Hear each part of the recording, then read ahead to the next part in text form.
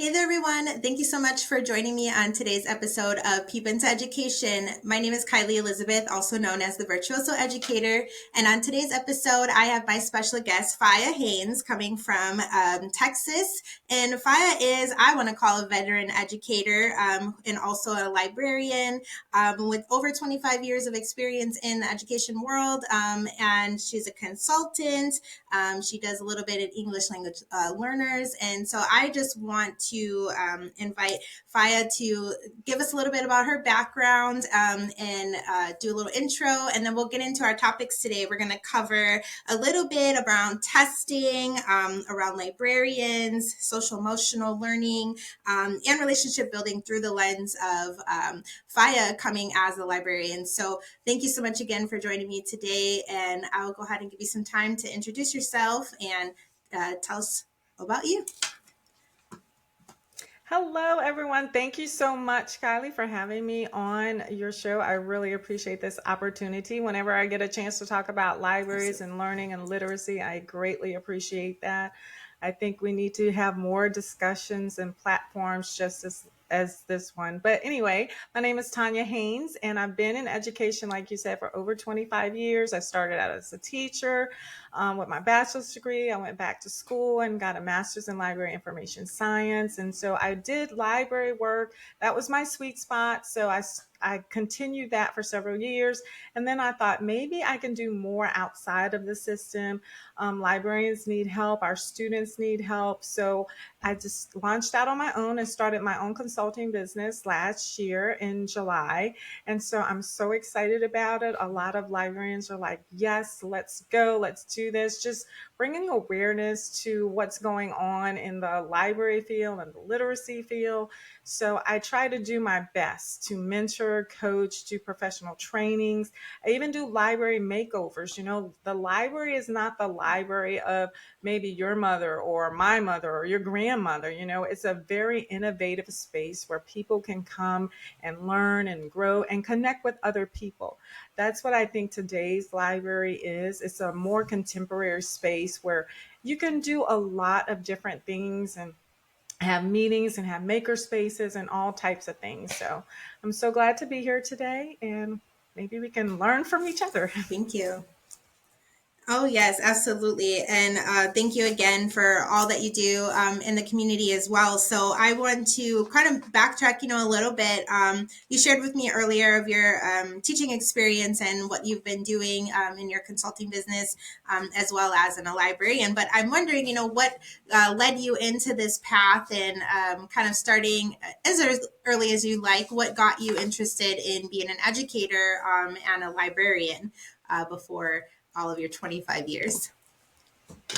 Well, that's a good question. I started college back in my hometown of Louisiana, and I went to college as, young 18-year-old and doing what most other people do. I didn't know who I was, right? So my major was pre-farm, like science. And I'm like, oh Okay. no, I don't like this. Like when you're starting out and you're failing your first courses for pre-farm, and I'm like, yeah, this might not be what I was meant to do.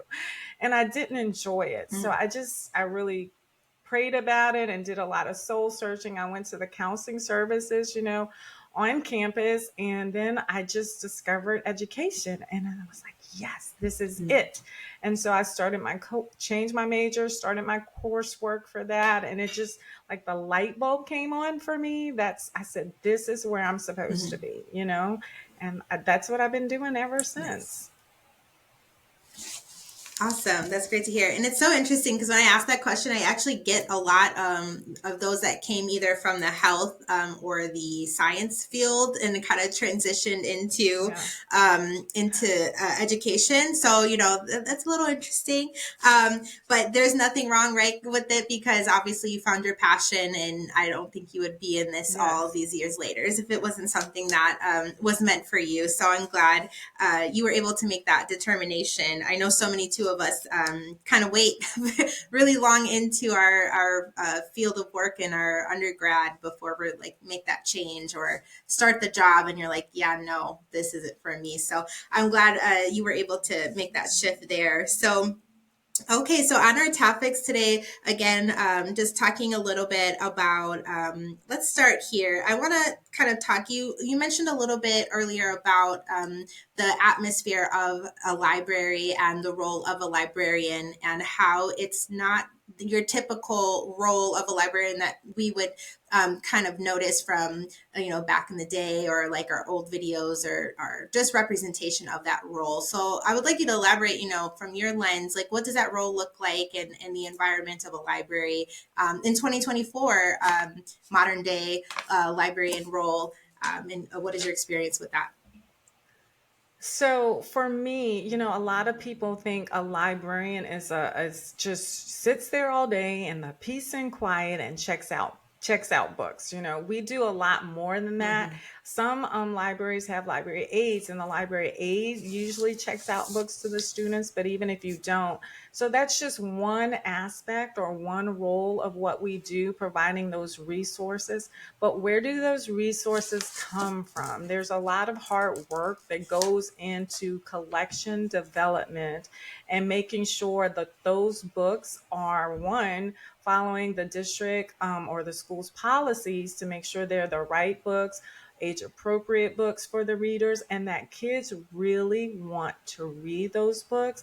I mean, there's a lot of reviews. You have to go through professional reviews, and then you have to, well, it depends on your school or your district, but you have to order the books, whether you do it or your campus secretary does it. But that's a whole time process of trying to get those books to the campus. So that takes up a lot Mm-hmm. of time. And then you have to weed the collection to make sure you get rid of those books that aren't, meeting the needs of the students. You don't want Mm-hmm. students reading books from the 1960s. Those are no longer Right. relevant. You want to make sure your collection attracts readers that they want to read, Right. and make sure everything's on par. And so, some of the libraries a lot of people use Dewey Decimal System, and there's a whole um, battle between, should we still use it, should we not? I think it depends on the campus and the students and what the needs are there. But the Mm-hmm. librarian manages that collection. The librarian is also an instructional leader. The librarian deals with budgets. The librarian is also a teacher. So there are a lot of different roles. I've sat on the campus leadership team, which involve other professionals, like specialists, reading specialists, ESL specialists, all of Mm-hmm. those. So we're part of, or we should be part of that team. I've helped to write portions of the campus improvement plan that had to deal with literacy. We do traditional things like sponsor book clubs, and we also, do library aid, student library aid. So I try to let students know that this library world can be for them. They might be like, oh, Miss Haynes, you do all of this. This is cool. I want to be a librarian one day. A lot of librarians are retiring Mm-hmm. across the country, and we need people to go into that profession. So that's just Right. some of the things that we do. Awesome. Thank you. So thank you for breaking that down. Yeah, I think some people don't really understand the full scope of the role of a librarian. Mhm. And we do know in some cases, not all, but we do see the new term as what is that? The media specialist, right? So Specialists, they're yes. turning mhm, the And that's word another librarian thing that to I a didn't media even, specialist. yes.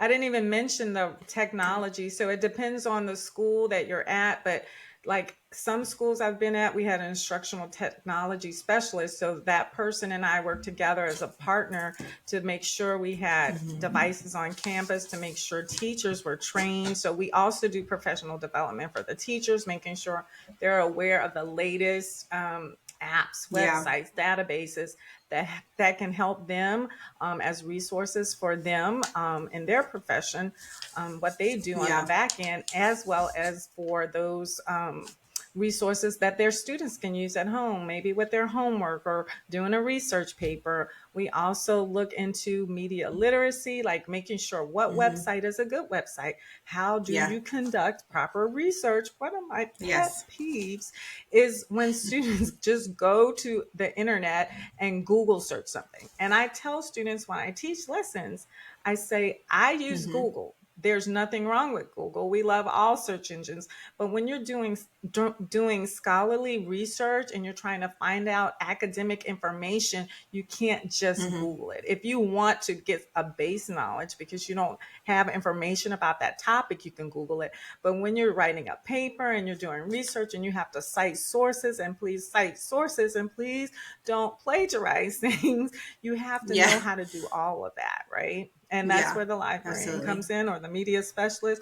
Or in one district, I Hmm. was called information specialist. There are a lot of different Yeah. titles for it, but it's Yes. whatever your preference is or whatever Yes. your school district does. Absolutely. And that I think too is important to, for me, it's a lot on the curriculum side, and it's a lot on the technical support side. But, they, librarians play a foundational role too, again, in ensuring, I really like that you pointed out the collection of the books that you do have in the library, are tailored more towards the students and what is needed in that specific school at the time or that district. And then on the flip side of that too, uh, learning the apps, like that's a big change, I think, especially Yeah. post COVID, and the integration of technology and education, and having all of these multitudes of platforms now to utilize. And some kind of are replacing, right, the traditional library in a sense of digitized books versus physical Yeah. books. And me and you kind of talked on that a little bit earlier, where I'm very similar like you. I love like old school teaching methods and having like physical things in our hands. And I think that is one of the saddest things to see, because I do visit a lot of schools and a lot of high schools, is that the libraries are so sparse in like what is actually there in a physical context Yeah. for books. And, we're now heavily relying on technology to kind of feed this information to students, which, in our age of technology, it makes sense. But at the same time, it's, still the fundamental and foundational, I think, research and background, and having that pen to paper and physical like books in your hand makes such a big difference, and understanding how to look for things that are alphabetized or in a system, and finding and researching, and utilizing all of the context within the books to be able to cite a correct source versus relying Yeah. online, with online work. So my question to you on that is, where do you find, I guess, difficulties, from your experience, or what was hard on transitioning from a traditional, let's use, what we have within the library versus now let's implement a lot of use of technology in education? Well, I think the difficult or the challenge is that depending on the age of the student and or the teacher, there's like a generational gap. So some of our students know more about technology than our teachers do and how to use it. But my thing with that challenge is I had a group of students that were really tech savvy. So I and the digital learning coach, so in that district it was digital learning coach, trained the students how to use those apps, resources, how to troubleshoot when devices didn't work. So we worked Mm-hmm. together. We had a group of students. Every homeroom teacher sent us their best tech person and an alternate person. So we worked together to train them on the iPads and the laptops so that when something went wrong in the class, because like we're only two people, the digital learning coach was not on Mm-hmm. campus. Every campus wasn't assigned a digital learning coach. Basically has several campuses, but the librarian was there every single day. But in a I've Yeah. taught schools, been a librarian at schools that had 500 kids up to 1,400 kids. I'm only one person. Mm-hmm. So I Right. can't run to your classroom, especially if I have a class in the library and I'm checking out books and I'm doing story time or read alouds or I'm doing a lesson or book club. I can't run to your classroom to help you. But if you Right. sent us your student aid, student tech aid, and we gave them some fancy name, kids love. We're empowering our young people, but or Mm-hmm. your alternate. So if that student tech aid wasn't there, your alternate should be able to help. And we gave them guidelines, and everything was typed up, and we had like little flip charts and books for them on the iPad cards or on the laptop cards. Try this, do this, just to remind them. But I think that Mm-hmm. just generational gap, and we're still learning. And I think COVID helped a lot with that, because all educators were just kind of thrown in there, whether you know or don't Yeah. know. You got to learn how to do Yeah. this face You're to gonna learn face it. class. I mean, you can't do face Yes. to face class, so you have to kind of Right. teach online. So that was the most challenging thing. And I think we've gotten better as educators, but there's still so much to learn, even now with AI. So, like, I'm like, Mm-hmm. okay, we need to develop some coursework. And there's a lot of courses and online stuff about AI. So, but Mm-hmm. how much time? And I don't think it's just teachers are reluctant to learn these things, but how much time do teachers really like? You have to master your curriculum. You have to learn this. You're Mm-hmm. analyzing test scores. You're doing all of this stuff. You're contacting parents. Like, when is there enough time for one more thing, right? So Right. you get in as much as you can. And so that's a real challenge. I Mm-hmm. think it's a real challenge. Absolutely. And you said some great things in there. Definitely, even speaking as a teacher, and then who kind of, I'm well versed in technology. I think that's those of us in our 30s. I think we kind of grew up with a lot of like and the changes, and then just knowing that there's always going to be something like better coming. So we're kind of more inapt to adapt and work with what is kind of given to us. And so, I consider myself tech savvy, but then when it comes to AI, I'm just like, I don't know if I really want to give it all the power and control to do things for me, because I'm like really OCD. Like, I love, even using this platform that we're on, what it'll do is it'll convert everything into transcript. But then as I'm reading the transcript, I'm like, oh, the words aren't right. So it's like, would have been easier for me to just go over and type it myself, right? With it all being correct versus having to basically read and edit something and then, kind of OCD through that process. And for me, and somebody who's a person that usually likes to get things done myself, it is more of like a relinquish of control of some sort of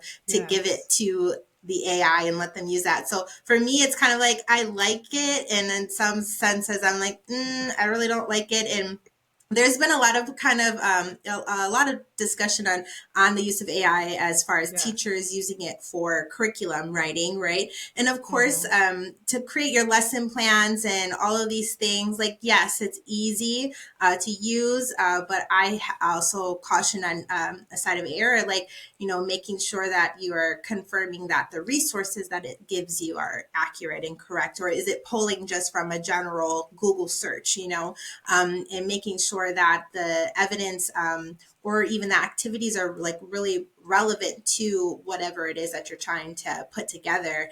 Just so, tweaking it and making sure that it's reflective of your voice, and it's not, just very straightforward and just to check a box like I completed it, right? And I Right. think that's the scariness of the use of AI. Same with Exactly. students, able to kind of like plagiarize and utilizing what is there, and that just gives us another thing to kind of have to combat when we're looking at that type of incidences in education. So you definitely give a really good synopsis there of that. Yeah. My kind of leading into that one, when we're talking about the library in a sense and how it's used, I had asked you earlier if you looked at Abbott Elementary, which is a show, Yeah. and if anybody hasn't looked at it for teachers, I'm telling you, all the inside jokes, it's just hilarious. It's such a great show that has been put together. But the last episode was on a librarian and the importance of a librarian in education. And you just touched on this too a little bit of, when is the appropriate time for teachers to be in the library and kind of having like a rotation. And so the show kind of touches on that a little bit too. I see that through your consulting business that you have partnered with another group and will be offering a webinar on library schedules that works. So do you want to touch a little bit on that and also anything else that you do in your consulting business? So for schedules, I've been a secondary and an elementary librarian, and the scheduling piece is really mostly for the elementary librarians, because at the high school level and most of the secondary ones, because the schedule is set, high schoolers don't need to have a set time to go into the library as a class. They just come with a pass. They may go at lunchtime or what have you, or after school, before school. But with the elementary babies, they need to come in as a class. So I've done it both ways. One is called flexible scheduling. So I work with the teachers and they come in at a certain time, whatever time works best for them, because they know their recess, they know their lunch, they know all of that better than I would. So that's flexible scheduling. I work with the teachers and we get it in.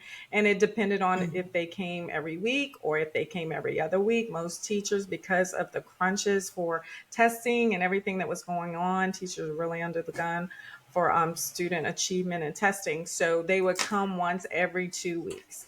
And then the other way is the more you're on the block or the specials rotation. So the library is considered part of that PE rotation, the music rotation, the art rotation, and then the library, depending on how many schools, how many electives that your campus would have. So I've been part of that as well. And I like both of them. I think there are values in both of them. And so in that particular webinar, which is free and you're welcome to join us, please. And if you can't join us, you can register and you can watch the link later. But I think there's value in both. The principal knows what's best for his or her campus. So sometimes that is being part of that block specials rotation is necessary.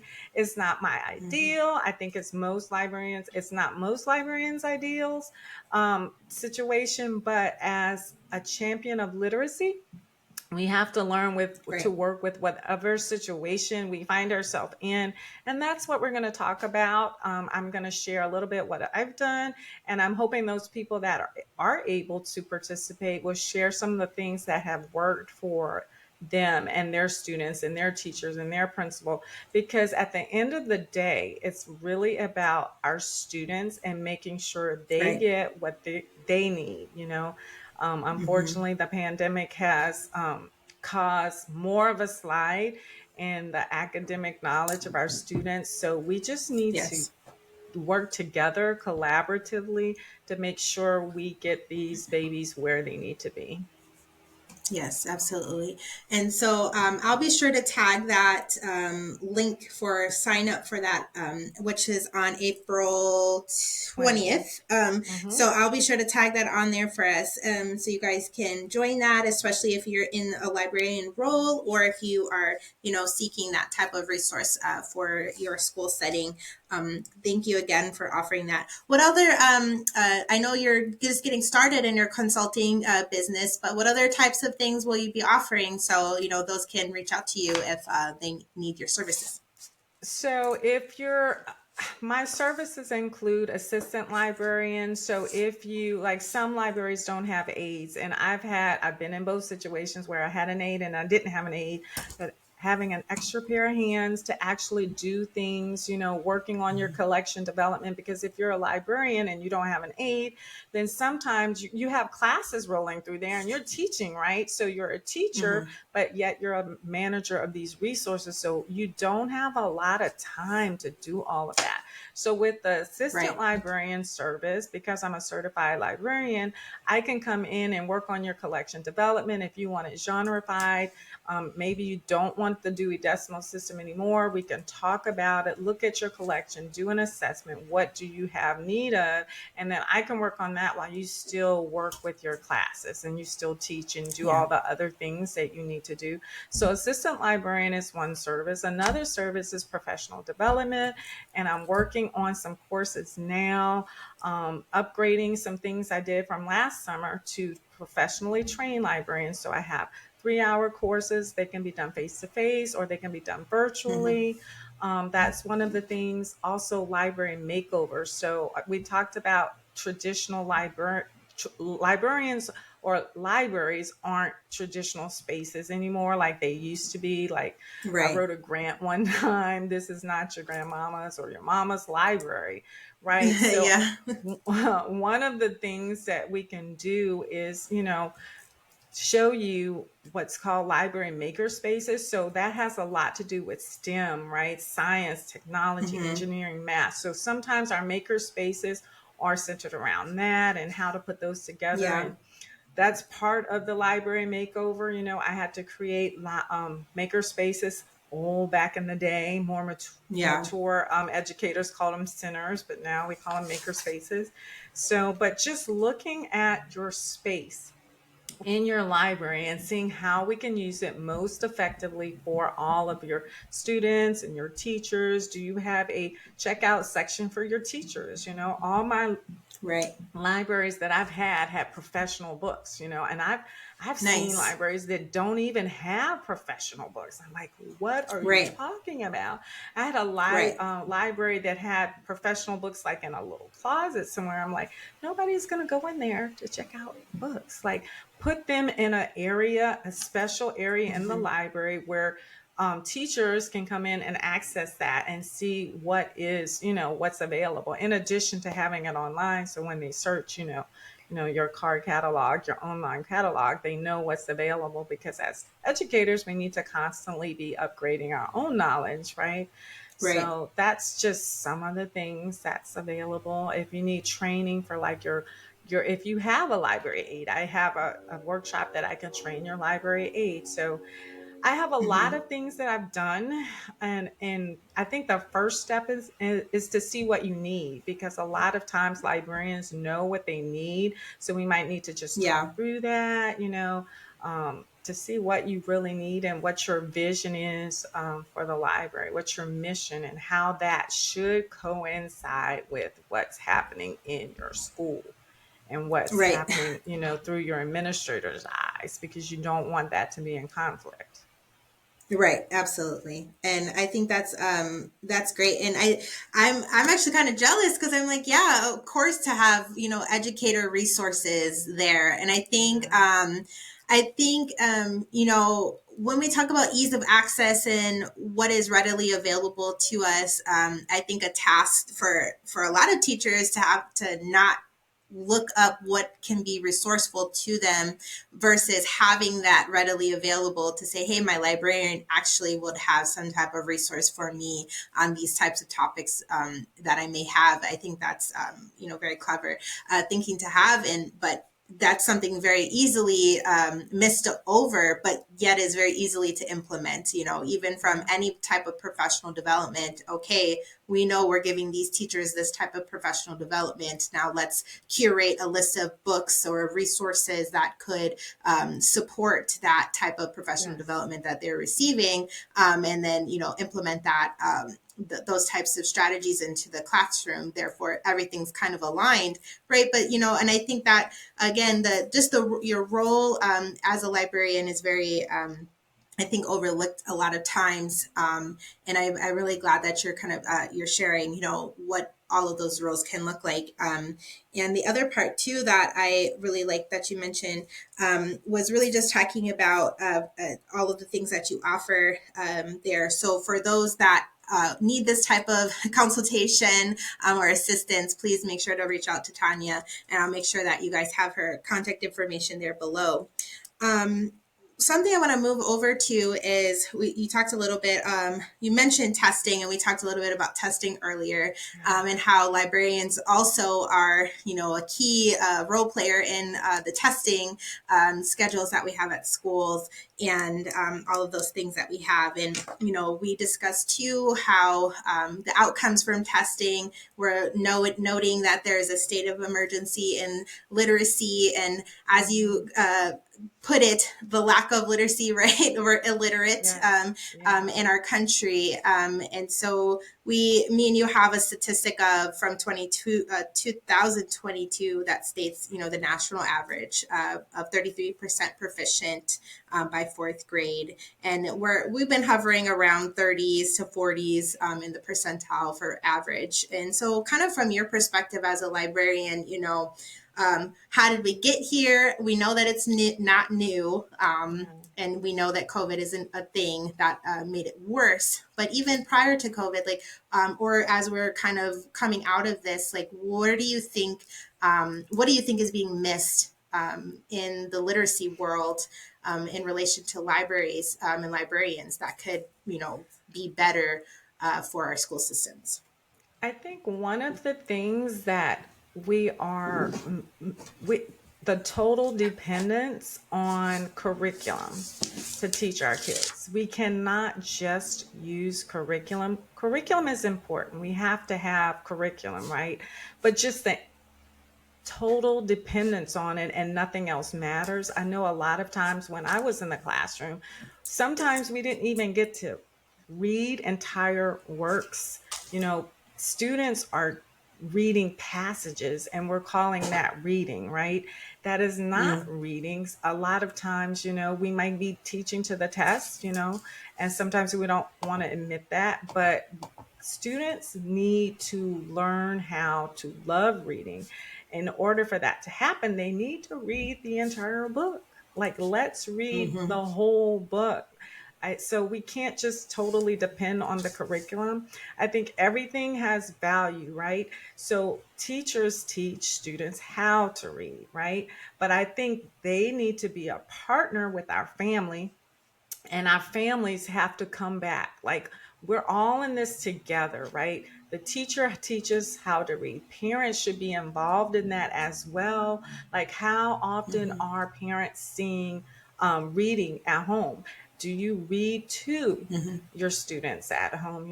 I grew up in a home. I was raised by my grandparents, and my grandfather didn't read. He read very little. I think my grandmother read at a third grade level, So I didn't see reading, and I didn't know to value that. And I think we need to get back to our love of literacy, our love of learning, our love of reading that our ancestors fought so hard for. In this country, particularly. So, I just think some of them would be very disappointed, as we said before, that, there's no love of reading there. And I think the librarian or the media specialist or information specialist, whatever it's called in your area, is part of that, growing the love and connecting people to books. And that's what it's about. It's not, I'm reading so I can pass this test. I'm reading so I can pass this course. I want to read because students have a natural curiosity. Remember when kids were young, they wanted to pull on things and discover things and do things. So how do you learn about that? You actually learn about different things by doing them, but you also learn about things by reading, right? So we just have to bring that back. And we have to do that working together. Absolutely. I 100% agree. This is the premise of the platform here, is especially as a parent, to encourage our kids to love education, love their education, value it, I think is a huge thing. In a previous conversation, obviously, the school system, and depending where you're at, depending what state, what city, what district, it could be different for everybody. But I think fundamentally, minus all of the, the structural or or systematic issues that we do see in education. Education does start at home, and you really have to get your child in the mindset of I have to be educated. Now we're not telling you to educate your child to be a doctor, right? Like Right. that'll come later. Let them. But we need, especially when you have these younger children, or if you have even a high schooler. Like I taught high school for 7 years, and so many of my students were so far behind in reading.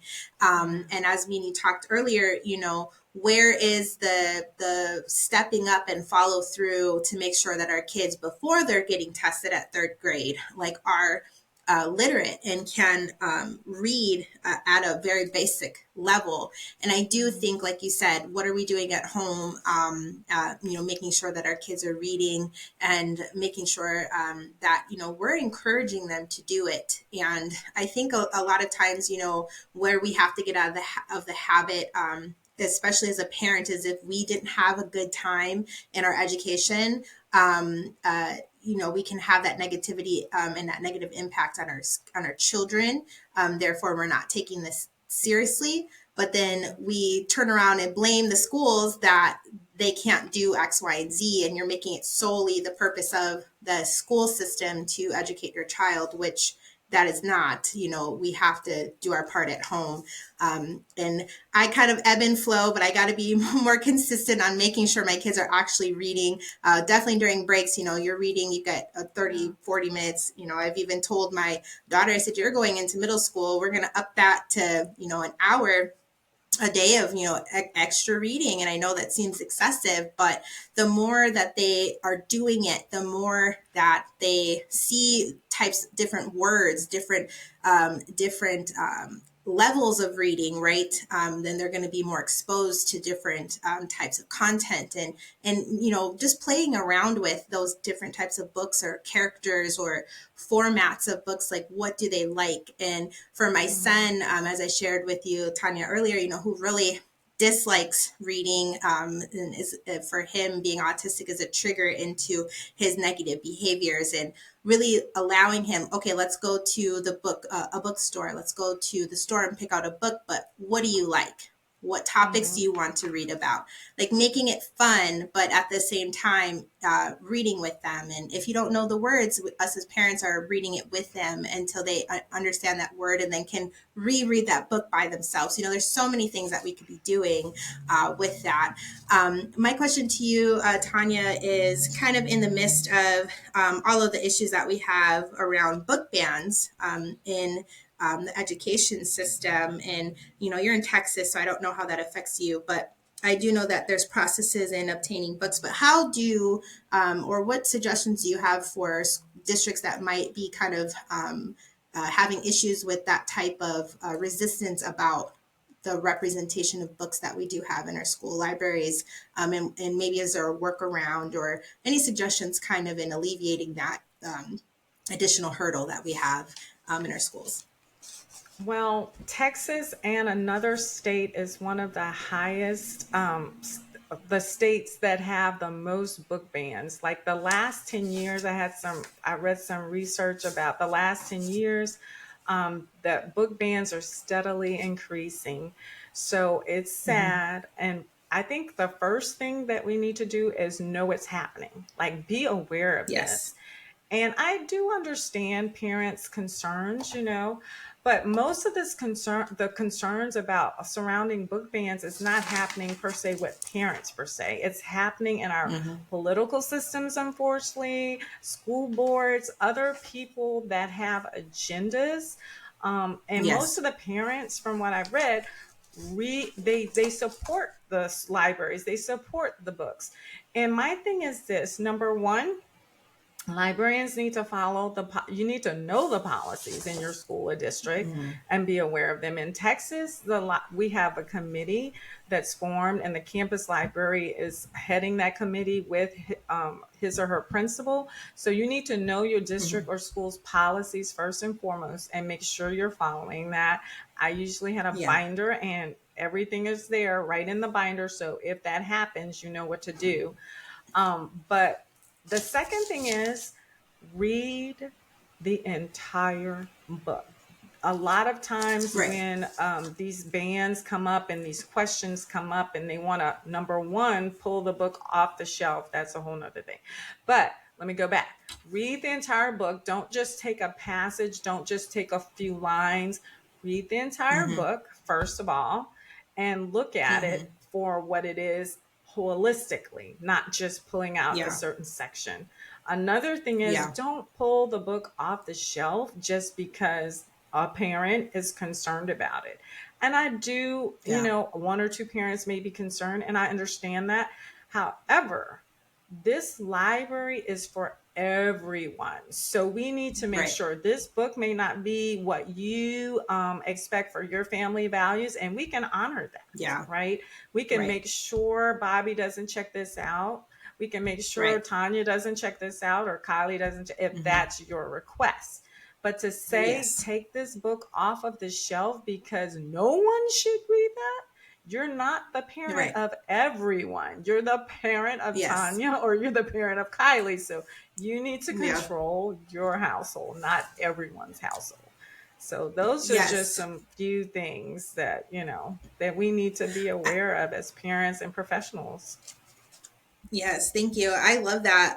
Yeah, worry about yourself, right? Like in your household. I think that's like a big, a bold statement, right? And so many people want to insert their lifestyle on a Mhm. full, system, and that it, it's not okay when again you have so many different people. I refer to this all the time. The United States is supposed to be a melting pot, well, considered, that's what it's called in our history books, right? And so why do we not embrace all of the different points of view from people, learning of different cultures, learning of whatever it is? And instead of taking away something, you're allowing people to learn about other points of view. Even if you don't agree, it's still okay to Mhm. to see the information, to have it. And of course, I think I advocate for content based off of age appropriateness. So if it's Mhm. appropriate for that age and it's not above and beyond their milestones and where they're at in a maturity level, it needs to be available. So let these Mhm. kids, explore, let them learn of other genres, of other people, of other, just different things that they're not used to seeing every day. And we shouldn't, like you said, allow politics, one, I feel has no place in education. It should not be a It thing. should not. So I'm going to save that for another day because I've Yes, talked about that's that a a lot whole this week. thing. That's a whole like hour conversation plus. But again, that it is important, and I think I've mentioned this too. Parents. I have been asked to be a part of a literacy review for my Mhm. children's school, and so they do things like this. So parents, it's really important for you to know that you can attend these types of meetings or Yes. ask, like, hey, does your school library or your district have a process of approving books, and what does that look like? I Mhm. think now with this topic of book bans, it's becoming a little bit more prevalent that we're starting to get these invites or see this information, like, hey, this is our policies and procedures on, and it's available on our school website and things like Mhm. that. But I think it's important for us to not be passive with that, especially if we are concerned about Mhm. things being removed, and being part of those conversations. Because if we're not there speaking up for our community, or speaking up for those books that are removed that may be great for our children, we're going to miss out on that opportunity to keep them there. So just being active in those types of either school board meetings or any type of involvement that you can have in those selections for that school. Super important. And my other question there too with that, and I know, thank you for reminding me that Texas is up there with that issue Mhm. there. And I think and when we're talking about like relationship building, I think all of these are really in line. Relationship building, social emotional learning, and we can even throw in like cultural responsiveness, right? So we are appealing to multitudes of students. My Mhm. question to you is, when we are removing certain books, how do you feel that this is affecting children on a social emotional level, or potentially in relation to their literacy skills as well? Well, one thing, our students need to be able to see themselves in books. So if we're removing books, and research has shown over the years that most of the books that are being removed are the ones that have Black and brown characters, Hispanic characters, like Indigenous people. That's what this fight is Mm-hmm. all about, or this challenge is all about. So if you can't see yourself in Yeah. the book, then what are you looking at? I mean, that's why our students are Right. struggling, I think, so much with identity. Who am I really, right? They don't have positive role Yeah. models. A lot of the schools that I've been an educator at, there were not a lot of positive role models around, unfortunately. They may not see Mm-hmm. doctors and lawyers, and that may not be part of their family history.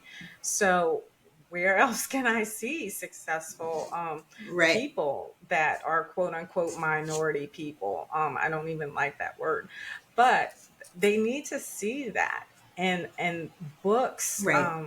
is a way for them to see that, and that's why we need those types of books. It's going to help our students. Even with social emotional learning, one of the tenets is, one of the topics or categories, I think category is a better word, is decision making skills, like being able to make the right choices. Like, a lot of our kids, sometimes parents have to work, and we understand that. I was a working parent raising my child as well. So you're not always there. So with social emotional learning, maybe your student can see this character that made bad choices. That doesn't mean they're going to make the bad choices, hopefully, but they can see Right. what the results were when those bad choices were made, and they can see that character change when the light bulb came on for that character, and now I know how to make good decisions. Right. And it's so much better if they can read that in a Right. book and not have to experience those bad things. Like, I learned how to not do that by the book, because, Johnny in this, he went down the wrong road and he did drugs, and I don't want to Yeah. live like that. Right. So, yeah. Right. Yeah. Yeah, absolutely.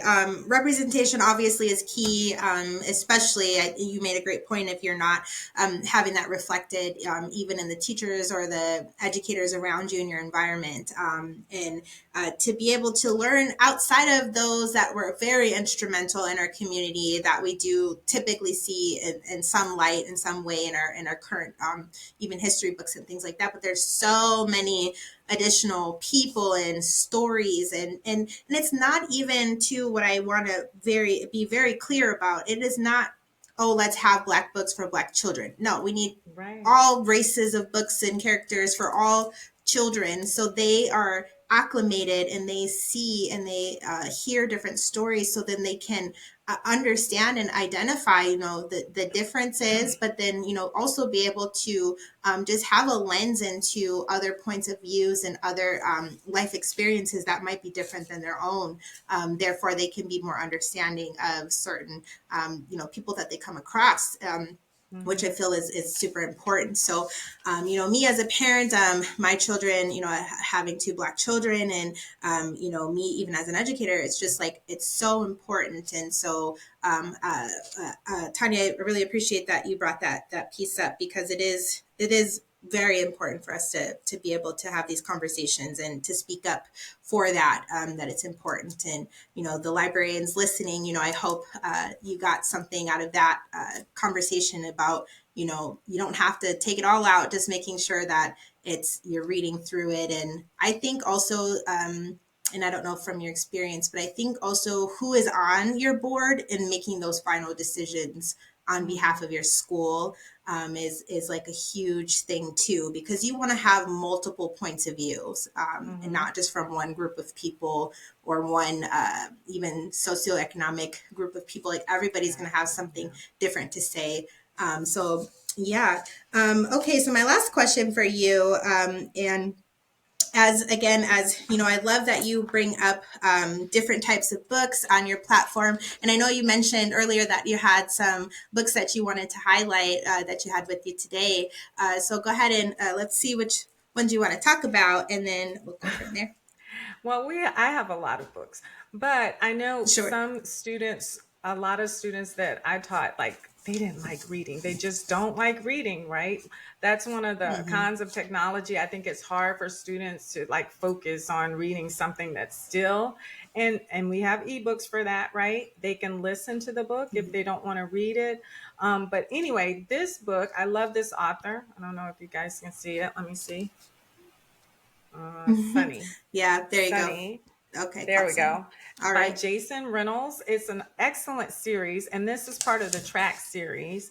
So I think this is the third book in the of this series. But Sonny is writing in. He's part of the track team, but he really doesn't want to. He'd rather do football, but he wants to learn. He doesn't want to disappoint his team, right? But anyway, Mm-hmm. this is a great book. And Jason Reynolds is a Black author, and he's phenomenal. And most of the boys love it. But this book is about self awareness. So, and that's one of the categories for emotional Mm-hmm. learning. So, this book can help. Like in this book, this character is writing in his diary, and he's going back and forth. Should I call it a journal? Should I call it a diary? He even gives it a name. So it's an excellent book if you have boys that you're trying to encourage to read. This is another Mm-hmm. book. It's called Word with Wings. I don't know if you could see that, by Nikki Grimes. And in this book, the Okay. character is struggling because her parents are fighting. They're arguing back and forth. So I know a lot of times I had students that had single parents, right, raising students, their children, and that's a very hard thing. So this teaches about self-management. So in this book, the character is struggling because she's hearing her parents arguing, and she starts going la la la la la la la la la because she doesn't want to hear that. So it's a good book that helps teach them about self-management, how to handle when life doesn't go your way. And I don't know about you, but I had a Yeah. lot of students that did not have the skills to deal with when things Yeah. didn't go their way. And she just talks about how, like, if she could, like, the words would take her different places. So even though parents might be fighting or doing whatever, or whatever's happening in your life or your situation or your issue, the words could take me Mm-hmm. somewhere else, to a more peaceful place, to a more happy place.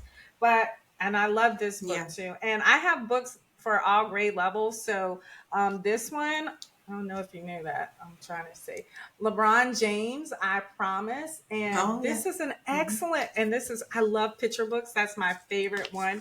But this teaches responsibility and decision making, right? So a lot of, and throughout the books, the characters say, I promise to do my best, even when it's hard. I Yeah. will persist. I promise to leave a place better than I may have found it. So pick up the trash. Don't Yeah. let your house or your schoolyard just be a place that, it's just all junky and stuff.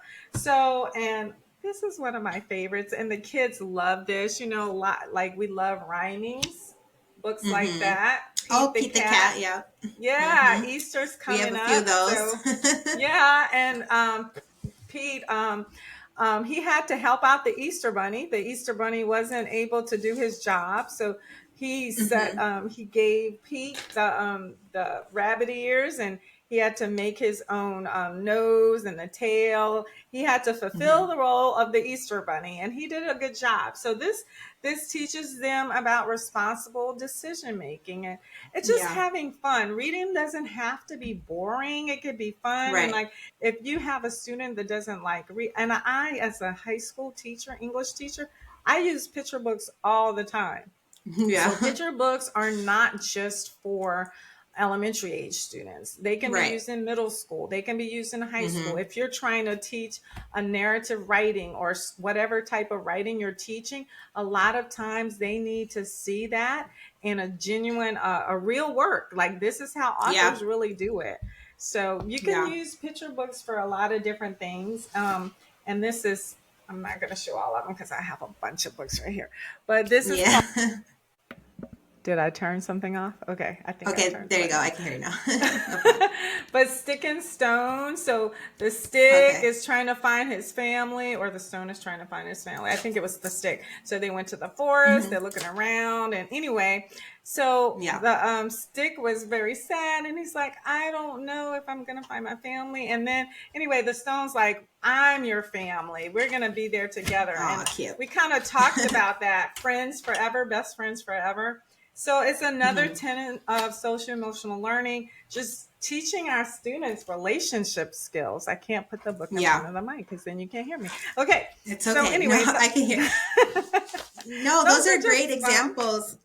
Yeah. Yeah, absolutely. And I think, we talked a little bit on that. But yeah, that social emotional learning component of reading, definitely fundamental. And I think you also mentioned, you do kind of understand what your kids are interested in based off of the book selection that they have. And not even just their reading level. I really, my kids' school does this, and I've had to speak up against it. But based off of their testing scores, they you kind of label them by color, like they're in this reading Yeah. level, this and this. And then when it comes to Mm-mm. checking out the books, like you can only check out what's in this Mm-mm. level of your reading level. And I had to advocate and say, hey, I really don't like that. I understand that they may be at a reading level here, but if they're really interested in this book that's a couple grade levels above them, let them check it out. One, you are letting them have choice and voice and choice. Mm-hmm. Two, you're letting them be exposed to higher level of learning and academic and words. And this is where I got to try to remind people it's okay if they're behind, but as long as you are giving them on level content and then still exposing them to some higher level content, then you're going to be able to get them more acclimated in this sense a little bit quicker instead of just holding them back where they are. And Mm-hmm. so I really love with social emotional learning too, that again, it's reflective of what they like and what they're interested in. And then for me as a parent, I really had to push this on my kids, like, you need to read, you need to understand how to decode words. We're Mm-hmm. going to pull out some words from the books that you don't understand and break Mm-hmm. them down with the dictionary, kind of go from there.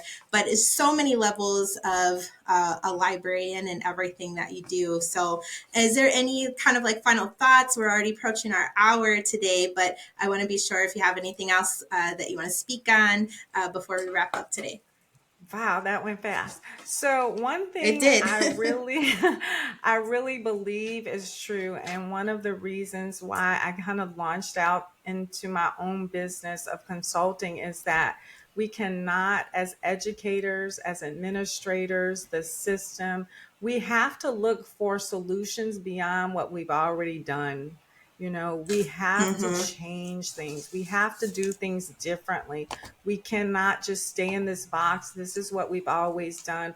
We have to be innovative in our approaches if we want our students to come out of the illiteracy and reach the levels that we know they can reach. If we want to have Hmm. productive citizens in the future, I mean, children who are going to be adults who are going to be taking care of us and taking care of the world. Like, Yep. in order for our Yes. country to compete on a global level, we Yes. have to Yes. do things differently. And I mean, I was on a LinkedIn conversation with some people, and we were just saying the same thing. We cannot continue to do the Hmm. same old, and think we're going to get different results. We're not. And if we Yeah. No. do, we have failed our children and thus perhaps our own future. We have to do better. And Yes. that's why the library is so Yes. important, because like you said before, it's really underutilized. So I challenge principals, like, how much of your budget are you using? I receive thousands of dollars at my school. Like, you don't want to spend, say your budget is 5,000 or 10,000. I mean, I've even talked to Hmm. librarians where their yearly budget for resources is $28,000. That's a good Wow. amount of money, right? So That's a you're great just amount of letting money. it sit there. It's not just about the books, right? It's about all the Hmm. information and the resources and the knowledge. Your librarian is a master teacher. I wrote about that in one of my blogs. Use him, Hmm. use her. We have to use Mm-hmm. everything. We really do. Everything and everyone. And we have to think about those resources differently. And one of the proposals that I wrote was about the underutilization of the library and the personnel Yeah. within that. I mean, we're looking for answers. Yes. Let's start there. Absolutely.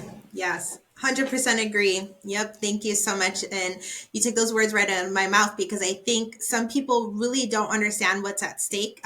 Even when we're speaking in terms of literacy, and or the fact that our children are illiterate, and what that will mean for us in 20, 30 years when it's their turn to take over what we have currently in place. So I just challenge parents and educators, really, like you said, what are the solutions beyond what are we already doing? And for me, I'm tired of us talking. Like, we could talk all Yes, day long about these all day. statistics, about what the problem is, but are we putting anything in action? Like, what are the action Hmm. steps? So, as you said, starting there with that library, I think that's key. So I'm going to leave there. Thank you so much, Tanya, with sharing all of what you've done today with us, and just again for all of your years in the world of education. I appreciate your dedication to this field, and it's not easy. Go ahead. You had something to Kylie, say? I just want to say one more thing. If you want to know more about my library story, I have a co-authored a book. Yes. It's called Wow, Women of Worth. It's right there. And it's on my Okay. website, I'll be sure to link that. librarian.com. And it tells the entire story, libraries I've worked in, how I've transformed libraries, how I've helped students and even adults, and how the library not only changed their lives when I worked there, but how the library changed my life for the better. So check Awesome. that out. Yes. Thank you. Thank you so much for sharing. I'll be sure to link that too in our comments or our chat below. And everybody watching, thank you so much again for joining us tonight. Please be sure to follow, like, subscribe. Myself, Kylie Elizabeth, the Virtuoso Educator, and Miss Tanya Haynes at the File Librarian. You'll find her on Facebook, Instagram, and LinkedIn. And again, I'll be sure to loop those in down there. And any comments or questions, we love you guys' feedback. And please be sure to share and encourage, and again, get your kids reading, and let's really pull this together as a group here. So thank you guys, and everybody have a great night. Thank you, Tanya.